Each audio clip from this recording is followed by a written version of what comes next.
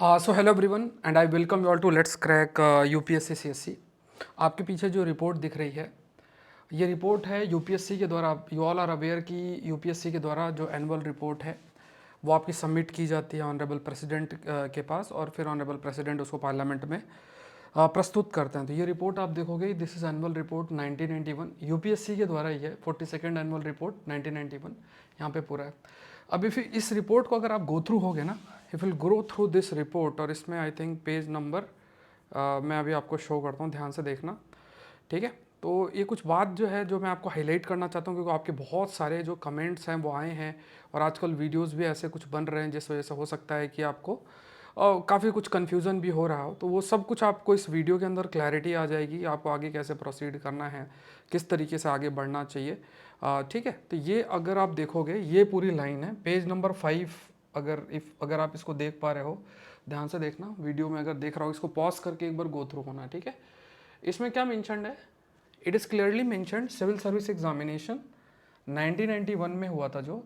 तो civil service से preliminary जो एग्जामिनेशन आपका हुआ था जून 1991 में हुआ था, बट इसको कैंसिल किया गया था, एक्सेप्ट किया गया था कि पेपर का लीकेज हुआ है, क्वेश्चन पेपर का जो प्रॉपर लीकेज हुआ है, और इसको दोबारा फिर सितंबर 29 1991 में हुआ था। बट यहाँ पे क्या है, रिजल्ट से पहले ही ये चीज़ें सामने आई होंगी, देन आपका हुआ था, ठीक है। तो ये लाइन आप ये देखोगे कि ऐसा नहीं है कि कभी भी यूपीएससी का जो प्रीलिम्स का पेपर है ना, प्रीलिम्स का पेपर जो है वो आपका लीक हुआ है, मतलब जो प्रीलिम्स का पेपर है उसका लीकेज जो है वो 1991 को हुआ था।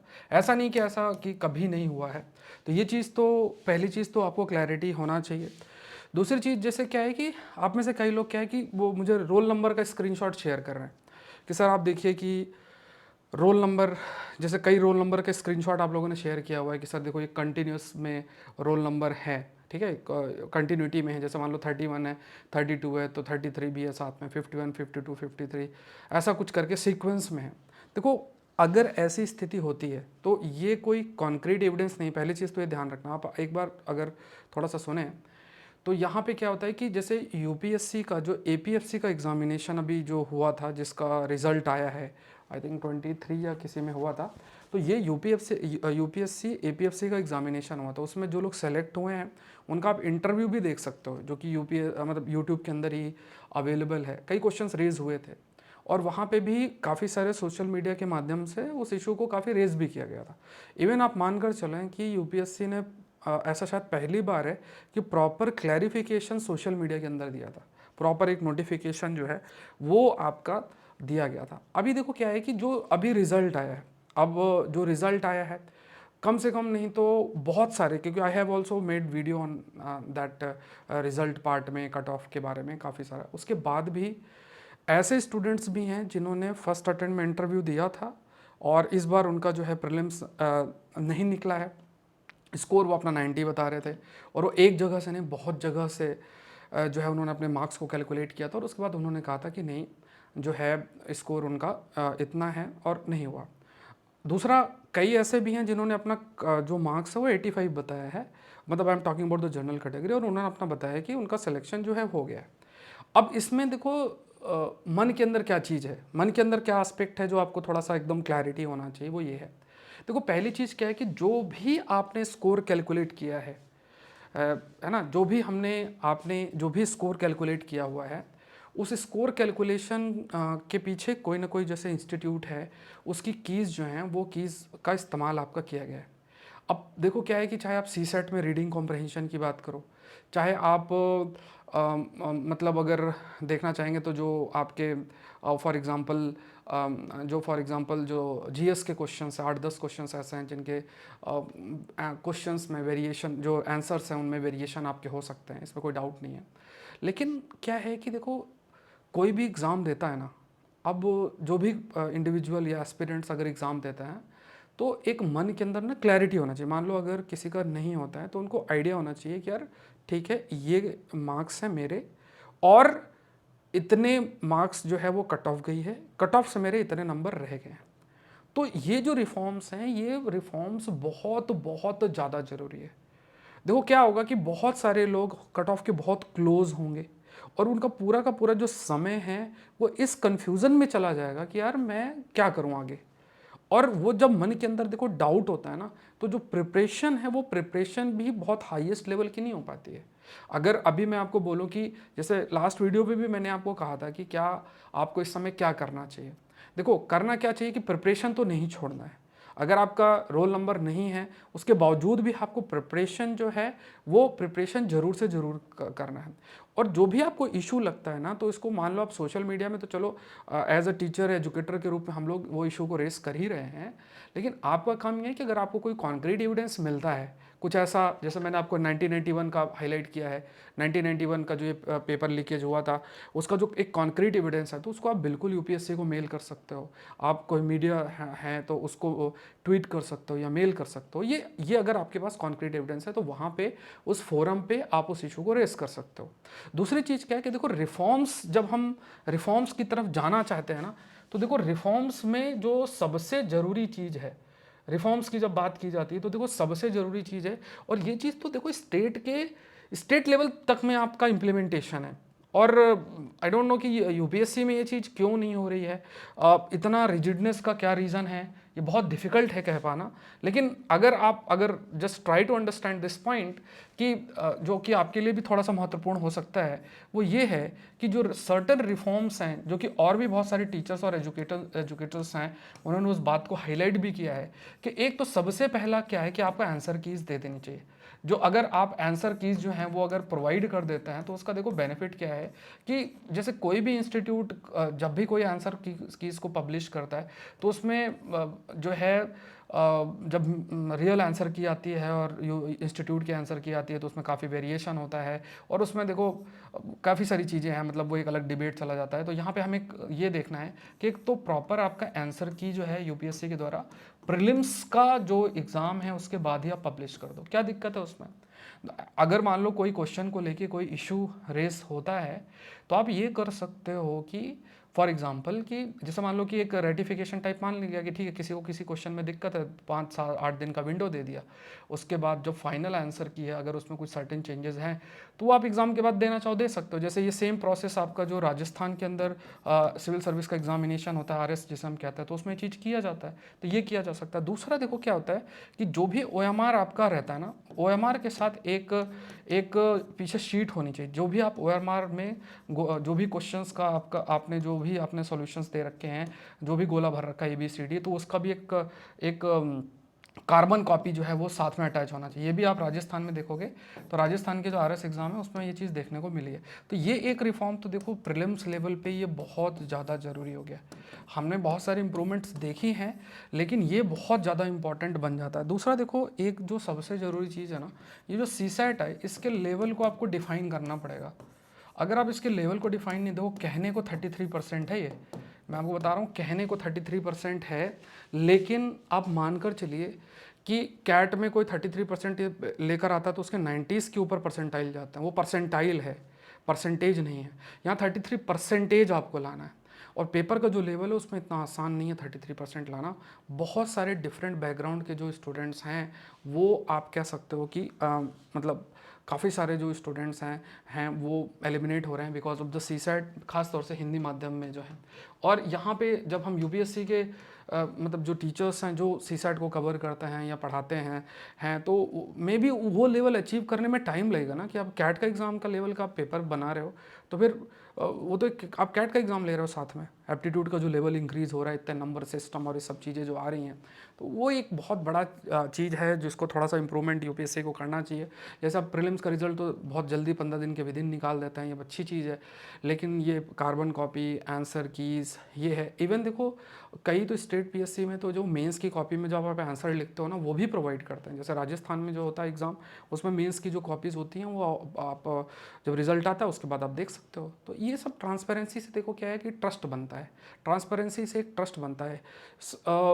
कोई भी संस्था हो, देखो कोई भी संस्था होती है, क्योंकि हम लोग एक डेमोक्रेसी में रहते हैं तो क्वेश्चंस रेज किए जाते हैं। हम जो संस्था है उसका एक इम्पॉर्टेंट रोल होता है कि वो जो भी डाउट्स हों, इश्यूज़ हों, उनको कंसीडर किया जाए और उनका एक सोल्यूशन जो है वो दिया जाए। ठीक है, ये बहुत ज़रूरी है।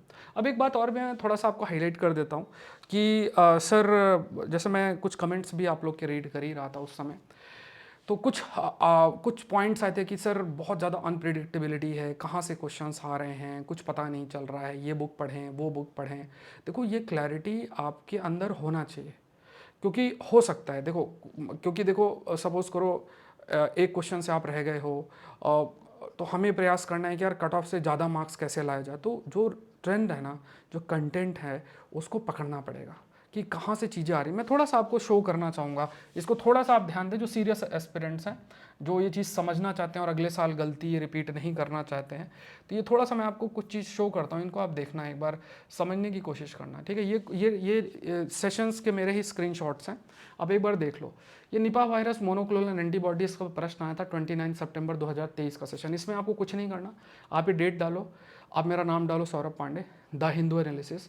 अभी ये इस सेशन में जैसे 36th स्लाइड है, तो इसमें आपको सेशन के एंड में ये आएगा सेशन, इसमें पूरा एक्सप्लेन्ड है, ठीक है। मैं आपको बहुत ऐसी चीज़ें दिखा देता हूँ, जैसे आप ये देखो, ये आपका है सेशन एक आया है, स्क्रीनशॉट आप देख सकते हो, 29 अक्टूबर 2023।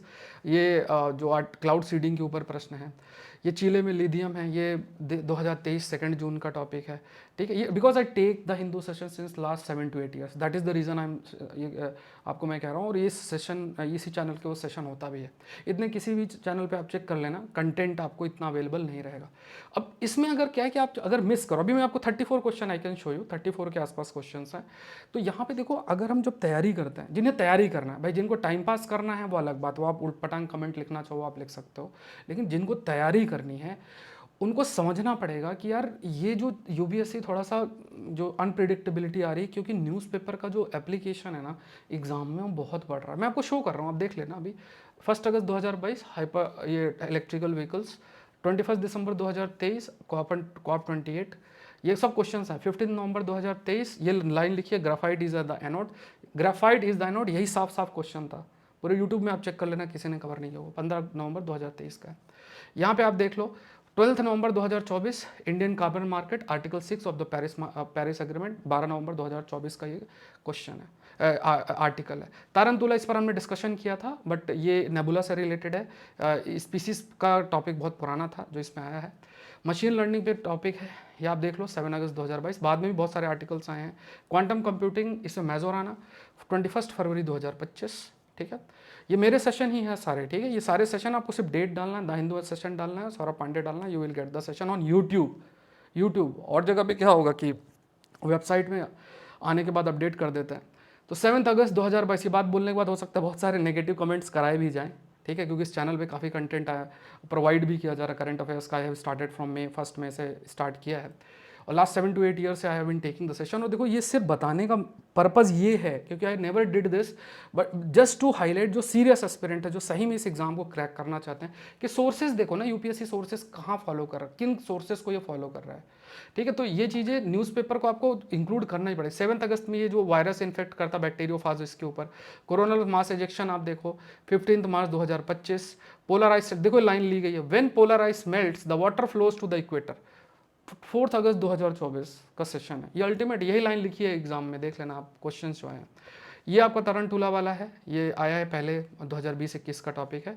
इसके बाद आप देखो 2 अक्टूबर 2022 कसावा के ऊपर है, यहाँ पे देख सकते हैं, सर्कुलर इकोनॉमी, जुलाई 2023।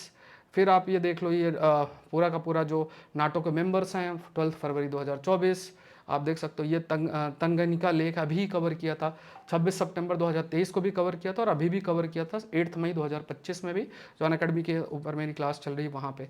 कॉन्टिनेंटल ड्रिफ्ट 7 अगस्त 2022, इस पे पूरा थ्योरी एक्सप्लेंड है, वहाँ से क्वेश्चन आया था। डस्ट वाला देखोगे 2 अक्टूबर 2024, ठीक है। और राष्ट्रीय गोकुल मिशन 19 अक्टूबर 2021, बिम्स्टेक के ऊपर 2025 में पूरा कवर्ड था, टॉपिक कवर्ड है, ठीक है। ये गांधी पीस प्राइज़ है, ये पहले का काफ़ी टॉपिक है, 2023 का है।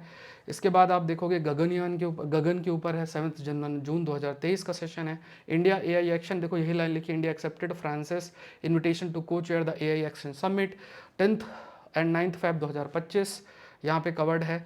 ये COP28 के ऊपर है, आप देख सकते हो। ब्लडस्ले डिक्लेरेशन 10 मई 2024, ब्रिक्स समिट पर कवर्ड है 9 नवंबर, यहीं से पूरी लाइन ली गई, कौन से देश कौन सा एडेड है, सब है, पूरा डिटेल है, ऐसा नहीं खाली टॉपिक मेंशन्ड है। फिर इस जो एप्लीकेशन है 2 मई 2025, application of rare earth minerals, ये भी पूछा हुआ था। एक्सियोम मिशन हमने डिस्कस किया था, ठीक है। इसके अलावा आप देखो स्पार्डेक्स मिशन भी डिस्कस हुआ था। इसके बाद ये प्रेसिडेंट के पार्डनिंग पावर पे डिस्कशन था, ये भी, और भी बहुत सारे स्टैटिक क्वेश्चन तो मैंने इंक्लूड ही नहीं किए, I haven't included those topics. तो यहाँ पे ये है। इसके बाद ये देखो, ये लाइन आपकी देखिए, international north south transport corridor है यहाँ पे, combined road rail and maritime routes connecting Russia and India via Central Asia and Iran. तो ये लाइन वहीं से पिक आपकी की गई है, जो इस बार क्वेश्चन भी पूछा था। इथेनॉल के ऊपर ये 2 आर्टिकल्स हैं, आप गो थ्रू हो सकता है, ये दोनों से इथेनॉल से क्वेश्चंस जो हैं वो हो जाएंगे। इसके बाद वेट बल्ब टेम्परेचर क्या है, ये 24 नवंबर 2024 में कवर्ड था। इसके बाद 15th फाइनेंस कमीशन 23 में कवर्ड था। इसके बाद यू कैन से यूपीआई में क्या क्या है, तो वो 2023 में कवर्ड, 2 फरवरी, ये कौन कौन से देश हैं ये मेंशन्ड है। इसके बाद पीएम सूर्य घर योजना, ये पूरा मेंशन्ड। इसके अलावा भी 12 क्वेश्चन है, लगभग 34 क्वेश्चन हैं, 10-12 क्वेश्चन और हैं जो मैंने इंक्लूड नहीं किया। देखो, बताने का सिर्फ पर्पज़ इतना है। जहाँ तक बात आ गई यूपीएससी रिफॉर्म्स की, तो हमने डिस्कशन किया कि उन चीज़ों को तो करना ही करना है। अब वॉइस रेज हो रही है, तो हो सकता है बात रीच हो। इसके अलावा आपके पास कोई भी ऐसा कॉन्क्रीट एविडेंस हो, तो उस कॉन्क्रीट एविडेंस को आप मेल के थ्रू रखें। यहाँ कहीं कमेंट करके वो वर्क नहीं करेगा, आपको मेल के थ्रू यूपीएससी तक रीच कराना है, मीडिया हाउस है, तो वहाँ पे आप अपनी चीज़ें कर सकते हैं, इट डिपेंड्स ऑन यू। दूसरा, जहाँ तक बात आ जाती है कि अभी फ़िलहाल के लिए क्या करना चाहिए, क्योंकि देखो, आपने जो भी स्कोर कैलकुलेट अपना किया है, वो कहीं ना कहीं किसी इंस्टीट्यूट के आंसर की के माध्यम से आपने कैलकुलेट किया है। अब ज़रूरी नहीं है कि उन्होंने सबके सारे आंसर्स जो हैं परफेक्ट दिए हैं। 8-10 क्वेश्चन का वो जो मैंने एक लेक्चर बना भी रखा है, आप चाहें तो देख लें। 8-10 ऐसे एरिया क्वेश्चन हैं जहाँ पे बहुत वेरिएशंस हैं, उनमें ज़रूर से ज़रूर वेरिएशन आपको देखने को मिलेगा। उसके बाद यूपीएससी के खुद के आंसर की में बहुत सरप्राइजिंग फैक्टर्स हैं, तो वो भी उनको इम्प्रूव करने का ज़रूरत आपका बन जाता है। तो ये है। तो अभी आप थोड़ा सा समय लें, बहुत ज़्यादा उत्तेजना में आके डिसीजन नहीं लेना है, ये बहुत इंपॉर्टेंट है, क्योंकि हमने मेहनत की है, सारी चीज़ें की हैं। हो सकता है कट ऑफ से थोड़े बहुत मार्क्स से रह गए हों, आपको प्रिपरेशन करना है। अगर आप सोच रहे हैं कि कोई मतलब पढ़ाई छोड़ के और कुछ एक्स्ट्रा कुछ एक्टिविटी करके और उससे आप अपने गोल को अचीव कर पाएंगे, तो वो बिल्कुल पॉसिबल नहीं है, ठीक है। ये बिल्कुल भी पॉसिबल नहीं है। आप बिहार पीएससी में जो आई थिंक 70th बीपीएससी का सुप्रीम कोर्ट तक चीज़ें गई थी, कहाँ क्या चीज़ें हुई थी, उसके बाद भी देखो फाइनल जो डिसीजन आया वो बीपीएससी के फेवर में ही आया। तो यहाँ पे आपको अपने समय को भी बचाना है। अगर आप कोई चीज़ आपके पास है, तो वो आप कंसर्न अथॉरिटी को आपको मैसेज करना है। जहाँ तक रिफॉर्म्स की बात आती है, तो रिफॉर्म्स के लिए जो इश्यूज़ है, जैसे हम लोग हैं या और भी दूसरे एजुकेटर टीचर वो इश्यूज़ को रेस कर ही रहे हैं, तो उन चीज़ों को आप उन चीज़ों को आप एक तरीके से हाईलाइट कर सकते हैं, मतलब वो उनकी जिम्मेदारी है, वो कर भी रहे हैं, ठीक है। तो ये सब चीज़ें हैं। अगर आप तैयारी कर रहे हैं सिविल सर्विस एग्जामिनेशन की, तो अभी एक आपके पास मौका है। अब यहाँ पे ये नहीं कि सर आप कोर्स के बारे में बता रहे हैं, भाई जिनको करना है उनके लिए है, जिनको नहीं करना वो अपना डिसाइड कर सकते हैं, या कर रखा है उसका रिवाइज कर सकते हैं। यहाँ पे agriculture optional I am going to start, इसके अलावा सारे के सारे ऑप्शनल आप देख सकते हो इंक्लूडेड। ये जो अमाउंट आप देख रहे हो, उस अमाउंट में आपको सारे ऑप्शनल आप एक्सेस कर सकते हो। देखो बेस्ट पार्ट क्या है, सारे ऑप्शनल एक्सेस करोगे, जीएस के सारे सब्जेक्ट, प्रीलिम्स मेंस के जितनी भी चीज़ें आपको पढ़नी है सब कुछ इंक्लूडेड है। जीएस पेपर 1, जीएस पेपर 2, 3, 4 ऐसे इथिक्स सब कुछ इंक्लूडेड है। और टेस्ट सीरीज, प्रीलिम्स मेंस सब कुछ प्लस ऑप्शनल, पूरी तैयारी इतने अमाउंट में है। तो जिनको करना है, और कोड क्या यूज़ करना है, SPLIV कोड यूज़ करेंगे। मेरा करंट अफेयर जो है वो भी इंक्लूडेड होगा, साइंस टेक और ये सब भी इंक्लूडेड रहेगा। जिनको करना है वो जरूर से करें, जिनको लगता है वो कर चुके हैं तो अपने जो भी जहाँ से भी किया है उसको आप रिवाइज करें, ये मेरा कहना है। ये वीडियो बनाने का पर्पस सिर्फ इतना है कि चीज़ों को थोड़ा क्लैरिफाई किया जा सके, ठीक है। मिलता है नेक्स्ट सेशन में। Thank you everyone, thank you.